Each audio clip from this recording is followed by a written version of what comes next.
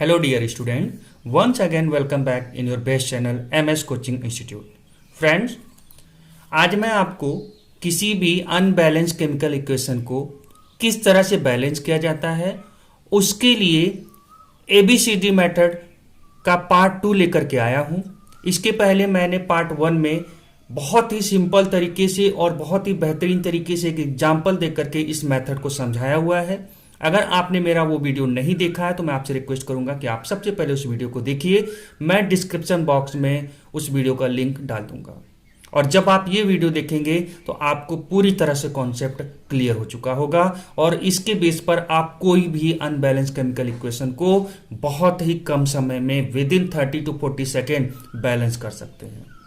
आइए आज मैं आपके सामने जो एग्जाम्पल लेकर आया हूं इसे हम लोग बैलेंस करने की कोशिश करते हैं with the help of ABCD method. देखिए यहां पर ये जो केमिकल इक्वेशन दिया हुआ है ये अनबैलेंस है, क्योंकि एक ही को चेक कर लीजिए, अगर एक भी बैलेंस नहीं है दैट मीन्स कि वो पूरा अनबैलेंस हो गया। C4 यहां पर है, कार्बन रिएक्टेंट में 4 है और प्रोडक्ट में कार्बन देखिए सिर्फ 1 है। इससे ही इंडिकेशन मिल गया कि ये केमिकल इक्वेशन बैलेंस नहीं है। और मैंने ABCD मेथड में आपको क्या बताया हुआ है, आप देखिए यहां पर सबसे पहले सबके सामने A B C D लिख दीजिए। ठीक है, अब सेम यही काम आपको करना है, एक एक एलिमेंट को पिकअप करना है और उसके सामने कौन सा सिंबल आपने लगाया है A B C D में से वो आप लिखते जाइए। अब देखिए कार्बन के सामने कौन है, A है तो आप लिखेंगे A। ठीक है, कितना कार्बन है 4 तो आप लिखोगे 4A इज इक्वल टू, अगर रिएक्टेंट में और जगह कार्बन होगा तो प्लस करके आप उससे भी ऐसे ही लिखोगे। ठीक है, अब यहां पर देखिए कार्बन है प्रोडक्ट में C और डेफिनेटली इसके सामने भी क्या लिखा हुआ C, तो आपने लिख दिया C। ठीक है दोस्तों, वैसे ही अभी यहां पर हाइड्रोजन भी पड़ा हुआ है तो हाइड्रोजन कितना 10 है और इसके सामने क्या लिखा है A, तो आप हाइड्रोजन के सामने A लिखा है और टोटल कितना हाइड्रोजन है 10, तो आपने लिख दिया 10A इज इक्वल टू, यहां पर हाइड्रोजन प्रोडक्ट में देखिए कितना है 2 हाइड्रोजन है और उसके सामने D लगा हुआ है तो आप लिखेंगे 2D। ठीक है दोस्तों, उसके बाद अब आप यहां पर देखिए ऑक्सीजन के सामने क्या लिखा हुआ B, तो आप लिखेंगे B। टोटल ऑक्सीजन कितना है 2, तो आपने लिखा 2 इज इक्वल टू, प्रोडक्ट में देखिए 2 जगह पर ऑक्सीजन है, इस ऑक्सीजन के सामने क्या है C, तो आपने लिखा C और यहां पर ऑक्सीजन टोटल कितना है 2, तो आपने लिखा 2C। और जगह पर ऑक्सीजन है तो प्लस लगा करके उसे भी आप लिखिए। इस ऑक्सीजन के सामने क्या लिखा है D, तो आप लिख दीजिए D। ठीक है दोस्तों, इस तरह से आपने इसको लिख लिया। अब उसके बाद क्या करिए, मैंने आपको बताया आप किसी एक को भी 1 मान लीजिए और खास करके कोशिश करिएगा जो सिंगल हो, जैसे इनके सामने 4 है 10 है 2 है, आप कोशिश करिए कोई सिंगल हो उसको 1 मान लीजिए। तो मैं यहां पर मान लेता हूं कि if C is equal to 1। अब इसी बेसिस पर आप देखिए A B C का ऑलरेडी निकल चुका और D का वैल्यू आप निकाल लीजिए। कैसे निकलेगा, देखिए यहां पर इस इक्वेशन में लिखा है 4A is equal to C और आपको अभी अभी पता चला है कि C इज इक्वल टू कितना होता है 1, तो A इज इक्वल टू कितना हो जाएगा 1 और यहां से 4 मल्टीप्लाई में यहां आएगा तो क्या आ जाएगा डिवाइडेड, तो A की वैल्यू मिल गई आपको 1/4। ठीक है, अब जरा इसके बेसिस पर देखिए, अगर आपको ये इक्वेशन को यूज करना है 10A is equal to 2D, इससे आप D की वैल्यू फाइंड आउट कर सकते हो क्योंकि आपको A का वैल्यू पता है। 10 इंटू A की वैल्यू कितना है 1/4 इज इक्वल टू 2D। ठीक है, आप यहां पर देखेंगे 10/4 हो रहा है तो आप इसको ऐसे भी लिख सकते हो 2D इज इक्वल टू 10/4, या D इज इक्वल टू क्या होगा, ये इधर में डिवाइडेड में आएगा और इसके साथ मल्टीप्लाई हो जाएगा 4 के साथ, तो आप लिखेंगे 10/4 2 जा 8 हो जाएगा। कितना हो गया 10/8 हो चुका है। ठीक है दोस्तों, इसको सिंप्लीफाई कर दीजिए, 2 4 जा 8 2 5 जा 10, तो D की वैल्यू आ गई 5/4।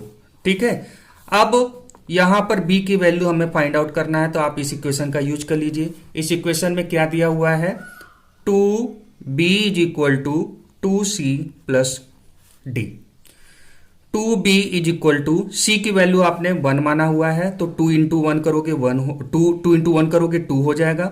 ठीक है, प्लस यहां पर 2 है।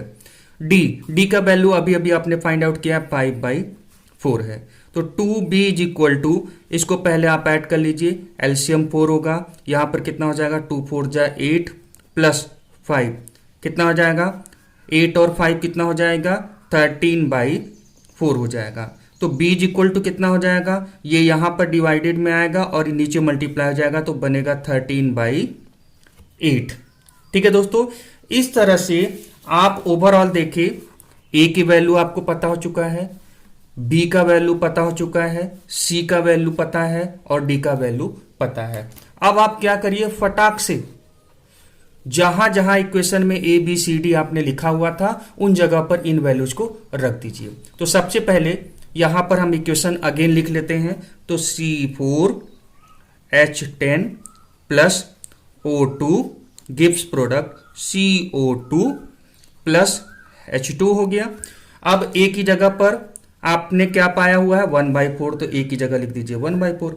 b की जगह आपने क्या पाया 13/8, तो आप लिख दीजिए 13/8।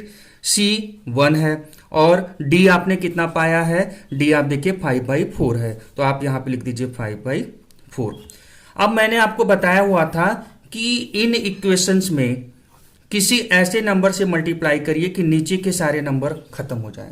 और इसके लिए मैंने बोला था ज्यादा सोचने की जरूरत नहीं है, नीचे में डिवाइडेड फॉर्म में जो नीचे में वैल्यू है, सबसे बड़ा वैल्यू जो भी दिख रहा है, जैसे 4 है और 8 है, यही दिख रहा है, तो बड़े वाला नंबर सबसे जो है उसी से मल्टीप्लाई कर दीजिए। मतलब पूरे क्वेश्चन में मैं 8 से मल्टीप्लाई करूंगा और देखता हूं क्या होता है। जब आप 8 से मल्टीप्लाई करेंगे तो यहां पर आप देखिए इसके साथ जब मल्टीप्लाई होगा तो 4 2 जा कितना हो जाएगा 8 हो जाएगा, यही ना, 4 2 जा 8 हो जाएगा। मतलब ये आया 2C4H10 प्लस यहां 8 से 8 यहां मल्टीप्लाई करेंगे कट जाएगा तो यहां बचा 13, तो हो जाएगा 13O2 गिव्स प्रोडक्ट। यहां पर देखिए 8 से मल्टीप्लाई करेंगे तो ये डायरेक्ट 8 यहां पर नोट हो जाएगा, तो हो जाएगा 8CO2। और यहां पर जब 8 से मल्टीप्लाई करेंगे तो 4 2 जा हो जाएगा, 2 × 5 कितना होता है 10H2O। इस तरह से ये बैलेंस आपका केमिकल इक्वेशन मिल चुका है। आप एक बार चेक कर लीजिए, यहाँ पर कार्बन 4 2 जा 8 है, प्रोडक्ट में भी देखिए कार्बन 8 है, हाइड्रोजन यहाँ पर 10 2 जा 20 है, यहाँ पर हाइड्रोजन देखिए 10 2 जा 20 है, ऑक्सीजन यहाँ पर 13 2 जा 26 है और यहाँ पर ऑक्सीजन देखिए 8 2 जा 16 और 10, 16 और 10 कितना हो गया 26 हो गया। इस तरह से इस मेथड को यूज करते हुए आप बड़े आराम से कोई भी अनबैलेंस केमिकल इक्वेशन को बैलेंस कर सकते हैं। ठीक है दोस्तों, आइए मैं आपको दूसरा एग्जांपल अब बताता हूं। आपकी प्रैक्टिस अगर अच्छी है तो आप विद इन 30 to 40 सेकेंड से सॉल्व कर लोगे। मैंने आपको स्टेप बाय स्टेप समझाया है, इसीलिए इसमें समय लग रहा है। आइए दोस्तों, अब हम इस अनबैलेंस इक्वेशन को बैलेंस करने की कोशिश करते हैं और एक बार आप इसे पॉज करके वीडियो को खुद से करिए और उसके बाद मैं जो सॉल्व कर रहा हूं आप उसे मैच करिए कि वो बैलेंस हुआ कि नहीं हुआ with the help of ABCD method. यहां पर देख लीजिए ये बैलेंस है कि नहीं, तो Fe2 है, यहां पर Fe1 है। देखते ही एक अनबैलेंस हो गया, दैट मीन्स कि वो केमिकल इक्वेशन हमारा क्या हो गया अनबैलेंस हो गया। और आपको करना क्या है, सीधे सबके सामने ABCD नोट कर देना है और आपको 1 by 1 अब यही चेक करना है कि ABCD की वैल्यू कैसे हम निकालेंगे। तो पहले इक्वेशन बना लेते हैं। यहां पर देखिए एलिमेंट है Fe, तो Fe के सामने क्या लिखा है A, तो मैंने लिख दिया A। Fe टोटल कितना है 2, तो मैंने लिखा 2A is equal to, product में देखिए Fe के सामने क्या लिखा है C, तो यहां लिख दिया मैंने C। यहां पर ऑक्सीजन के सामने A है तो मैंने लिख दिया A, टोटल ऑक्सीजन है कितना 3, तो मैंने लिख दिया 3 इज इक्वल टू, इधर में ऑक्सीजन के सामने क्या है D है तो मैंने लिख दिया D, और टोटल कितने ऑक्सीजन है 2, तो मैंने लिख दिया 2D। हो गया, कहानी खत्म। आगे आ जाइए, यहां पर देखते हैं ये कार्बन के सामने क्या लिखा हुआ है B, तो मैंने लिख दिया B is equal to, product में देखिए कार्बन के सामने क्या है D, तो मैंने लिख दिया D। इस तरह से ये आपने इक्वेशन बना लिया। अब मैंने आपको क्या बोला, किसी एक को, आपकी मर्जी, आप किसी एक को 1 मान लीजिए। आपको लग रहा होगा पिछले एग्जांपल्स को देखेंगे तो मैंने C को 1 माना, आप D को मान करके देखिए, B को 1 मान करके देखिए, तब भी वही जवाब मिलने वाला है। चलिए मैं यहां पर if B is equal to 1 मान लेता हूं। चलिए, तो इससे आपको पता चल चुका होगा D कितना होगा। देखिए B is equal to D है तो इसका मतलब D की वैल्यू कितना आएगा 1 आ जाएगा। ठीक है। अब देखिए आप कैसे इनके बेसिस पर फटाफट क्वेश्चन सॉल्व कर सकते हैं। अब देखिए इस इक्वेशन का यूज करिए, 3a is equal to 2d होता है, और a इज इक्वल टू आपको लिखना हो तो d की वैल्यू आपको पता है 1 है, तो यहाँ पर 2 इंटू 1 करेंगे तो 2 होगा, और 2 और ये इधर डिवाइडेड में आएगा तो बन जाएगा 2 डिवाइडेड बाई 3। अब उसके बाद आपको c का वैल्यू फाइंड आउट करना है, तो आपको पता है 2a is equal to c होता है, और c इज इक्वल टू आप लिखना चाहें तो 2 इंटू ए का वैल्यू कितना है 2/3, तो आप लिख दीजिए 2/3, तो यहां कितना हो जाएगा 2 2 जा 4/3।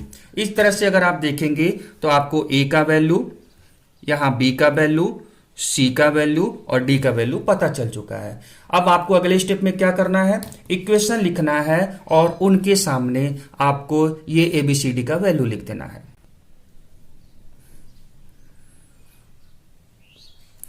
तो आइए, ए का वैल्यू कितना मिला था, ए का वैल्यू 2/3 मिला था, तो मैं इस इक्वेशन के सामने जहां ए था वहां मैंने लिख दिया 2/3।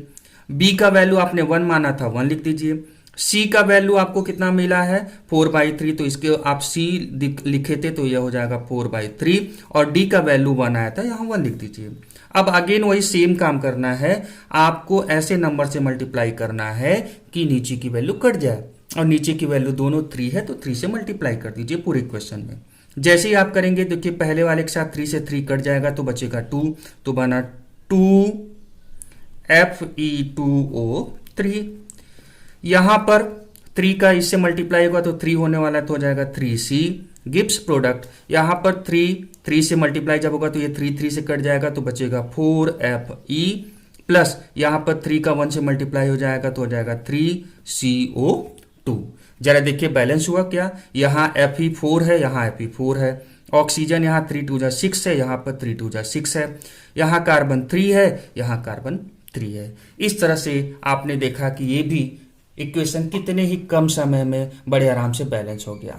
अगेन मैं आपसे बोलना चाह रहा हूं दोस्तों कि यहां मैं आपको स्टेप बाय स्टेप समझा रहा हूं, इसी वजह से थोड़ा समय लग रहा है। आप जब इसे खुद से शॉर्टकट तरीके से जल्दी जल्दी कैलकुलेशन करके करेंगे तो आप पाएंगे कि बैलेंस करने में आपको 30 से 40 सेकेंड या हार्डली 50 सेकेंड के समय में ही आप इसे कंप्लीट कर लोगे, और बड़े ही मजेदार तरीके से बड़े बड़े नंबर को आप जहां लॉजिक लगा करके सोचोगे कि क्या रखूं कट करूं, उसकी जगह आप वैल्यू रखती जाइए, आपको सोचने की जरूरत नहीं है, वैल्यू रखती जाइए इस मेथड में, और फाइनली आपको बैलेंस नंबर मिल जाएगा कि मुझे किसके सामने कौन सा नंबर लिखना है। अगर आपको लगता है कि ये वीडियो आपके काम आया है तो आप लाइक करें और कमेंट के थ्रू हमें जरूर बताएं कि आपको ये वीडियो कैसा लगा। साथ में अगर आपने हमारे चैनल MS कोचिंग इंस्टीट्यूट को सब्सक्राइब नहीं किया है तो आप हमारे चैनल को सब्सक्राइब कर लें, और साथ में लगे हुए बेल आइकन को जरूर क्लिक करें, ताकि इन द फ्यूचर जब भी हम कोई वीडियो अपलोड करें तो उसका नोटिफिकेशन सबसे पहले आप तक पहुंचे। Thank you so much for watching this video and have a nice day.